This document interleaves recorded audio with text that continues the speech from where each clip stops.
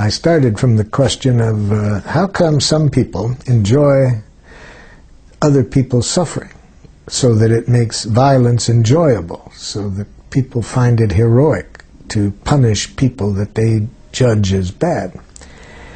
And then how come other people in the same society are just the opposite? They get their joy not in believing that there's bad people that need to be punished, but they get their joy in contributing to people's well-being.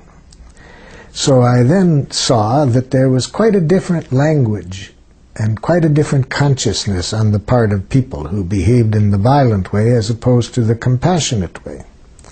And I decided to try to clarify that. What is the nature of communication that helps us to connect in a way in which we enjoy contributing to each other's well-being? And how is that process of communication different in the people who contribute to the violence of others? Then, after I developed nonviolent communication, which is the language and the power usage that I saw contributing to compassionate interaction, I then wondered, where the heck did we ever learn this other approach? So then I got interested in where did it all begin, where we learned a way of thinking and communicating that contributes to violence on our planet.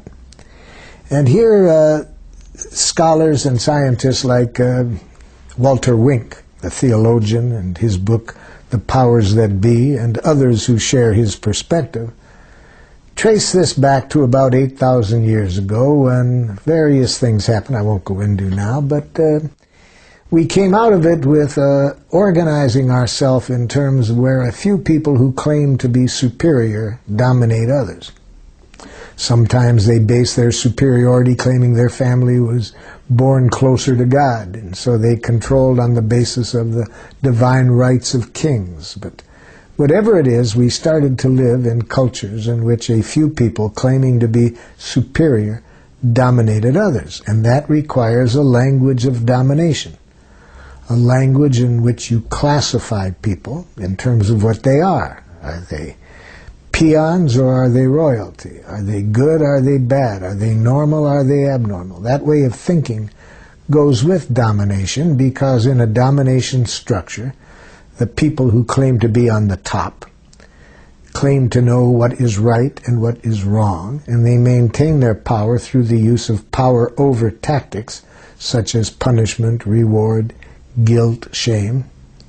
And so they need a language that justifies the use of punishment and reward, the language of retributive justice in which you make judgments of what the other person deserves.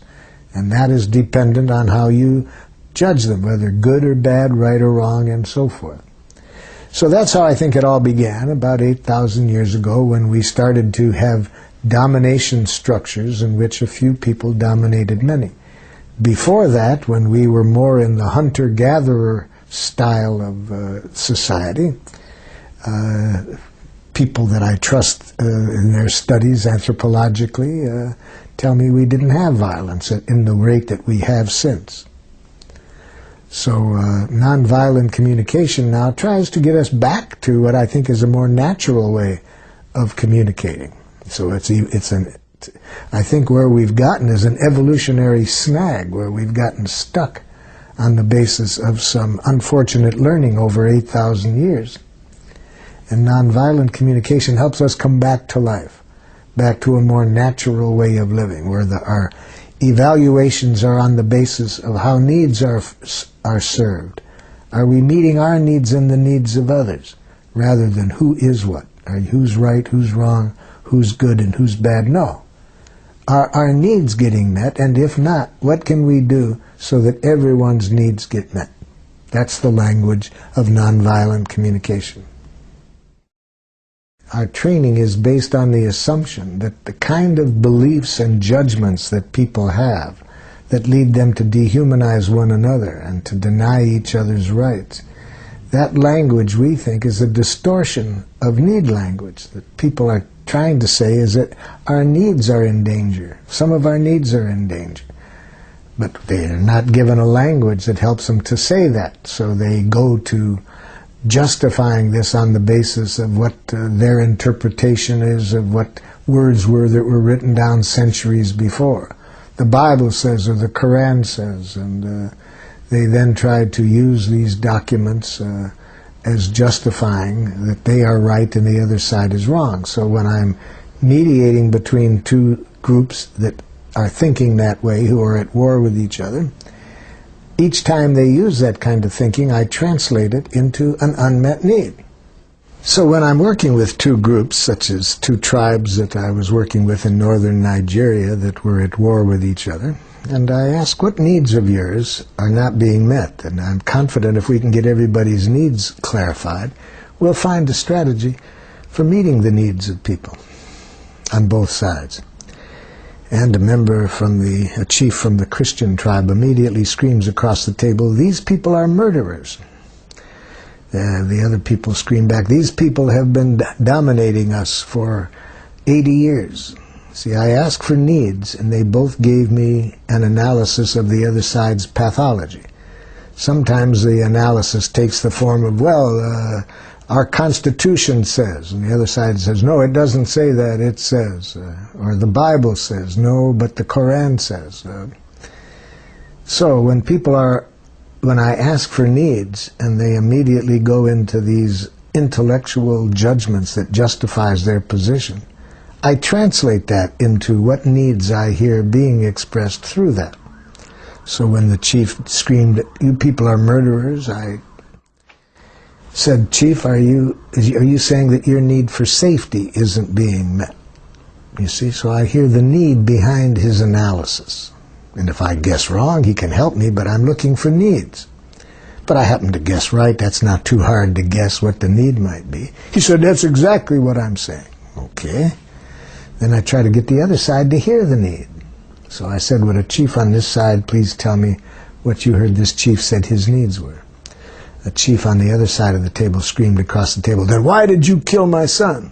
You see, I had been told ahead of time that 3 people in the room knew that somebody who had killed a member of their family was in the group. So it's not easy, even when you get people to express the needs, it's not easy to see that in the other person when you have these enemy images. So I had to work hard to get the chief from the second side to just hear that. Just tell me, Chief, what do you hear him saying? He's saying he has a need for safety. Okay, just even that makes a big difference, you see. We're out of this intellectual analysis justifying position, and we're connecting at the level of human needs. Then I helped the other side get clear what their needs were, and heard by the first side. At that point, one of the chiefs that hadn't said anything jumped up and said, "If we know how to speak this way, we don't have to kill each other."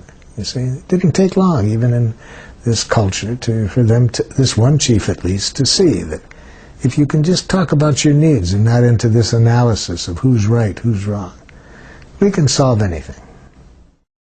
So we not only have to get one side to say clearly what's alive in them, what needs of yours are not getting met, then I have to get the other side to connect with that. And that's not easy, even if it's a simple message, because if the other side's brain has been programmed to be diagnosing the pathology in this person, even if I've said this person says he has a need for safety, I had to ask that person at least 3 or 4 times to repeat it back after I repeated it, because his first reaction is, "And why did you kill my son?" And then the next one was, "You can't trust these people. They'll say anything." And then it took a while before I could give him the understanding he needed to be able to just hear the simple phrase, a man said he has a need for safety that isn't being met by the way some of the conflicts are being dealt with.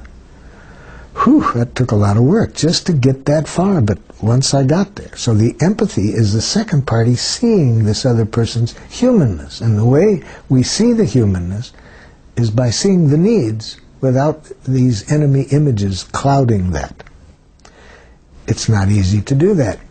It requires full presence to what is alive in this other person.